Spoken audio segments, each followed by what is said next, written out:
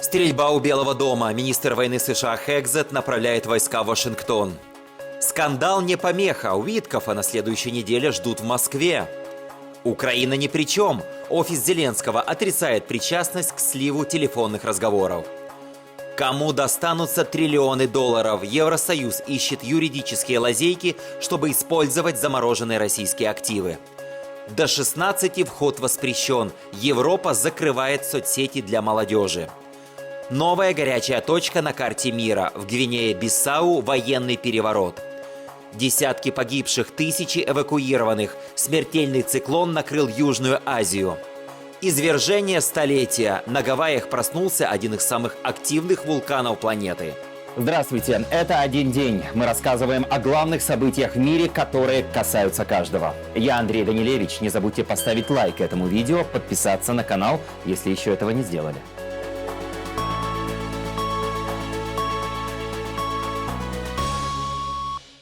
Двое военнослужащих Национальной гвардии были ранены в Вашингтоне в среду, сообщила министр внутренней безопасности США Кристи Ноэм в публикации на платформе X, не приведя других подробностей. Присоединяйтесь ко мне в молитвах за двух военнослужащих Национальной гвардии, которые были только что ранены в Вашингтоне. Министерство внутренней безопасности США совместно с местными правоохранительными органами собирает дополнительную информацию. Полиция Вашингтона отдельно заявила о стрельбе в одном квартале от Белого дома, однако также не уточнила детали. Президент Дональд Трамп в это время находился во Флориде перед празднованием Дня Благодарения. Мы никогда не отступим. Мы обеспечим безопасность нашей столицы. Мы обеспечим безопасность наших городов. Фактически это произошло всего в нескольких шагах от Белого дома. Этому не бывать. Поэтому президент Трамп поручил мне, и я обращусь к секретарю армии и Национальной гвардии, чтобы направить в Вашингтон, округ Колумбия, дополнительно 500 военнослужащих Национальной гвардии. Это лишь укрепит нашу решимость.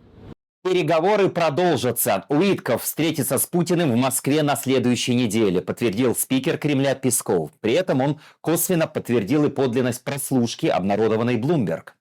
Нет, контакты, у нас контакты есть. Сейчас речь идет, вы слышали, наверное, сказал сам Трамп, что имеет в виду направить господина Уиткова в Москву. И мы сейчас по мере того, как точные сроки этих контактов в Москве определятся, мы вам сообщим. При том, что скандал вокруг стенограмм прослушки разговоров помощника Путина Юрия Ушакова со Стивом Уиткофом продолжает развиваться, и Белый дом, и Кремль заявляют, что ничего особенного не случилось. Вы знаете, на самом деле я бы не преувеличивал значение, первое. Но то, что будет очень большое количество людей в разных странах, включая Соединенные Штаты, которые будут пытаться сорвать вот эти тенденции на выход в мирное русло, однозначно таких людей будет много. В российском МИДе продолжает заявлять, что Россия не пойдет на уступки Украине. Вот что сказал замминистра иностранных дел России Сергей Рябков. Ни о каких уступках, ни о какой сдаче наших подходов к тем ключевым моментам решения задач, стоящих перед нами, в том числе в контексте СВО, не может быть и речи. Я подчеркиваю, что различные элементы анкориджа, они сами по себе представляют компромиссные решения. Дипломатические усилия любые требуют тишины. Мы не готовы к тому, чтобы обсуждать некоторые детали происходящего, в том числе различные версии этого мирного плана, публично. Источники газеты «Нью-Йорк Таймс» в Белом доме считают, что Путин отвергнет обновленный вариант мирного плана после тех корректировок, которые были внесены в Женеве на встрече украинской и американской делегаций. Сам Трамп, однако, настаивает, что лично он никакой план не примет, прежде чем условия мира не будут согласованы обеими сторонами конфликта. А вот как комментирует скандал с прослушкой кремлевского чиновника в Украине. Советник руководителя Офиса президента Михаил Подоляк заявил, что Украина не имеет никакого отношения к утечкам разговоров помощника Путина со спецпосланниками Путина и Трампа.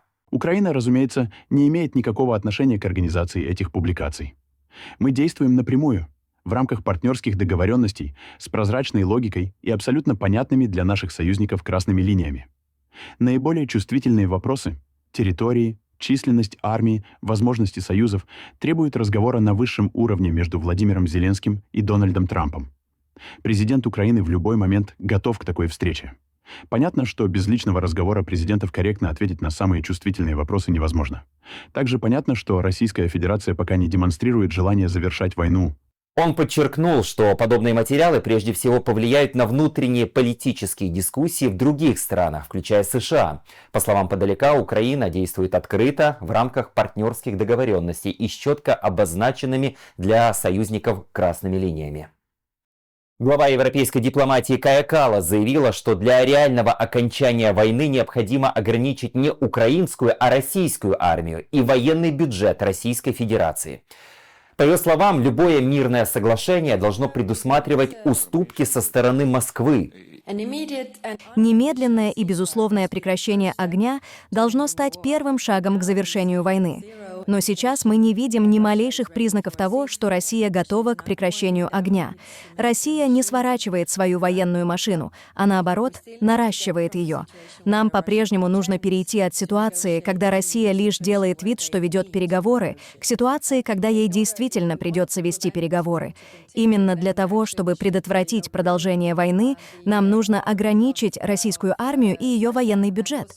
Если мы хотим, чтобы это не повторилось вновь, чтобы конфликт не продолжался и не расширялся, нам нужен справедливый и устойчивый мир. Евросоюз готовится в ближайшие дни опубликовать юридическое предложение, которое позволит использовать замороженные российские активы для кредита Украине на 140 миллиардов евро, пишет информационное агентство Bloomberg. Урсула фон дер Ляйен заявила, что европейские налогоплательщики не должны платить за войну в одиночку и подчеркнула, документ уже готов. Дискуссии ускорились после того, как США представили собственный план обращения с активами. Германия настаивает на быстром решении, отмечая, что Украина может столкнуться с финансовым разрывом уже во втором квартале 2026 года. Главным препятствием остается позиция Бельгии, где размещено большинство российских средств. Брюссель требует юридических гарантий и опасается, что именно ему придется нести риски. Еврокомиссия рассчитывает согласовать механизм до конца года. В Бишкеке на встрече с Лукашенко перед саммитом ОДКБ Владимир Путин заявил, что США понимает сложность мирных переговоров по Украине. Он добавил, что подробно расскажет белорусскому лидеру о последних контактах. Лукашенко выразил надежду, что процесс пойдет в правильном направлении. Я с удовольствием проинформирую вас о том, что у нас происходит на направлении достижений приемлемых для нас результатов, искомых для нас результатов мирными средствами на украинском направлении. Я знаю, что вы всегда в курсе, вас всегда это тоже беспокоит, и вы тоже один из тех людей, которые стремятся к тому, чтобы этот конфликт был закончен. Надеюсь, что все-таки все будет нормально, исходя из последних событий. Если американцы будут, уже публично скажу, то, что я им сказал, аккуратно вести себя, будут понимать, что это непростой вопрос и требует непростых решений.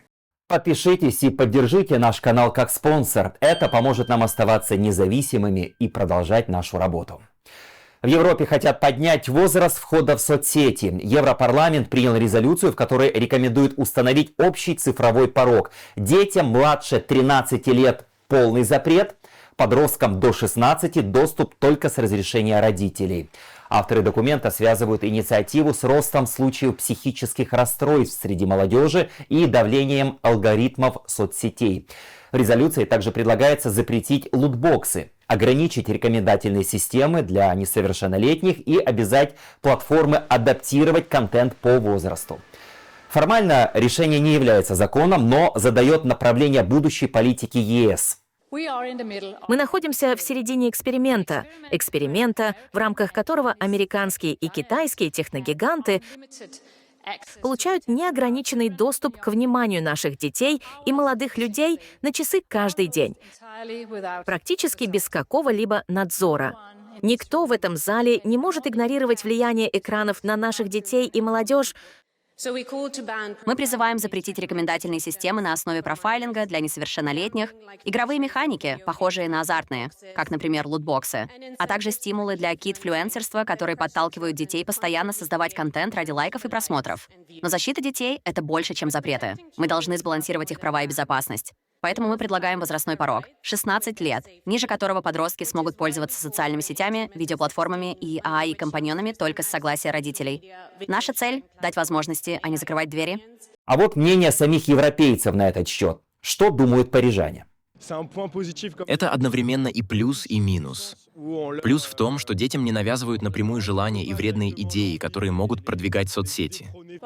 Для меня это средство общения, и у меня были друзья, которые не пользовались соцсетями. Для них это было немного тяжело. Все же сейчас все на всех подписаны. Я думаю, что полный запрет слишком жестко, слишком радикально. Нужно регулировать, искать способы ограничивать доступ, ограничивать время в соцсетях. Знаете, у меня 3 взрослых детей, они застали появление соцсетей, и я не думаю, что они пострадали от этого. Но ясно одно, надо запрещать именно язык ненависти в соцсетях. С полным запретом соцсетей у меня проблемы, ведь это тоже способ учиться. Это мнение парижан. А что думаете вы? Нужно ли ограничивать доступ детей к социальным сетям и до какого возраста? Поделитесь своим мнением в комментариях. Военный переворот в Гвинее-Бисау, небольшой стране на западном побережье Африки. Там военные объявили о создании высшего военного командования по восстановлению порядка, которое будет руководить страной до особого распоряжения. Захват власти произошел за день до того, как избирательная комиссия должна была объявить предварительные результаты напряженных президентских выборов, где действующему президенту Умару Сисоку Эмбало противостоит главный оппозиционный кандидат Фернандо Диаш. Очевидцы сообщают о стрельбе неподалеку от здания Национальной избирательной комиссии. В Южной Азии продолжаются масштабные наводнения, сильнее всего ударившие по югу Таиланда и соседней Малайзии. В Таиланде число погибших достигло 33 человек, большинство из-за оползней и поражения электричеством. В провинции Сонгхла, где расположен город Хатьяй, выпал рекордный за 3 столетия объем осадков, и первая линия больниц оказалась под водой. Тяжелых пациентов вывозят на вертолетах, некоторые районы полностью отрезаны от дорог. Всего стихия затронула миллионы людей. Подтоплены жилые кварталы, остановлено движение транспорта, продолжается массовая эвакуация. Наводнения распространяются и на территории Малайзии, где также объявлены зоны бедствия. Службы спасения работают круглосуточно, однако синоптики предупреждают о новых ливнях в ближайшие дни. Россия объявила об успешном запуске военного спутника с космодрома Плесецк. Ракетоноситель «Ангара-1.2» вывел на орбиту космические аппараты, которые будут использоваться для нужд Министерства обороны. Какие именно задачи они выполнят, в ведомстве не уточняют. Состав и назначение полезной нагрузки засекречены. В Минобороны лишь сообщили, что связь со спутниками установлена и оборудование работает штатно. Аэропорт Вильнюса вновь был закрыт, но не из-за неопознанных дронов, как ранее, а из-за польского пассажирского самолета. Лайнер авиакомпании «Лот» съехал с рулежной дорожки сразу по прилету из Варшавы. Происшествие случилось днем в среду. В результате аэропорт не работал несколько часов. На борту Эмбраера находились 63 пассажира и 4 членов экипажа. Все они благополучно покинули лайнер по мобильным трапам. Пострадавших нет. В Украине могут легализовать огнестрельное оружие. Верховная Рада включила в повестку соответствующий законопроект, принятый за основу еще в 2022 году. Предполагается создать единый государственный реестр оружия и разрешить лицам без медицинских противопоказаний и судимости владеть оружием. В целом законопроект определяет, что ношение огнестрельного оружия будет запрещено, кроме определенных исключений. Молдавский МИД вызвал российского посла после падения российского дрона на территории страны. Аппарат приземлился на частный дом, обошлось без повреждений. Это произошло на фоне очередной массированной атаки России по Киеву, где погибли 7 и более 20 человек получили ранения. По данным Киева, сразу 4 дрона пересекли воздушное пространство Молдовы и Румынии. В Бухаресте заявили, что для их перехвата поднимали в воздух истребители. Скандал между Китаем и Японией из-за Тайваня набирает обороты. Китай отправил в ООН письмо с обвинениями в адрес японского премьера, в котором говорится, что глава японского правительства не уважает претензии Китая на Тайвань. Япония ответила своим посланием Гутерришу и подчеркнула, ее цель снижать напряженность, а не раздувать конфликт.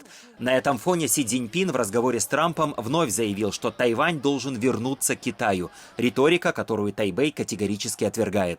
Тайвань напомнил, что 23 миллиона его жителей сами решают свое будущее и не приемлют китайскую модель «одна страна, две системы». Китай неоднократно действовал в соответствии со своей авторитарной экспансионистской природой, стремясь запугать и оказывать давление на Тайвань и соседние страны, такие как Япония, в регионе. Такое поведение уже отклоняется от принципов международного права, изложенных в Уставе ООН, который запрещает угрозы или применение силы в международных отношениях, а также от международного порядка, основанного на мирном разрешении споров. Заявления Китая, противоречащие фактам, не могут быть приняты. Японское правительство должно твердо их опровергнуть и продолжать сообщать о нашей позиции. Посол Японии в ООН Кадзуюки Ямадзаки только что направил письмо генеральному секретарю ООН Антонио Гутерришу, объясняя позицию Японии по поводу письма со стороны Китая.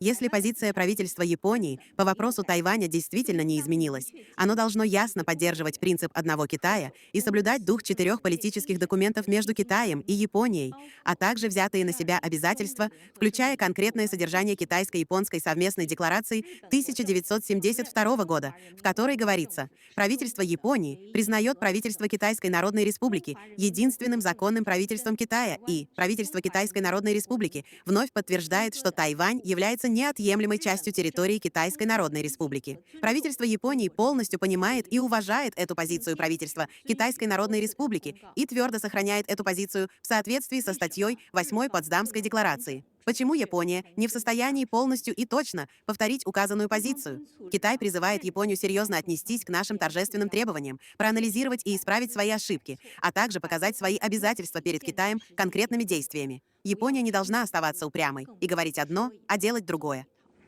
На Гавайях вновь проснулся один из самых активных вулканов планеты – Килауэа. Во вторник он выбросил в небо фонтаны лавы высотой до 120 метров, сопровождаемые облаками пепла и дыма.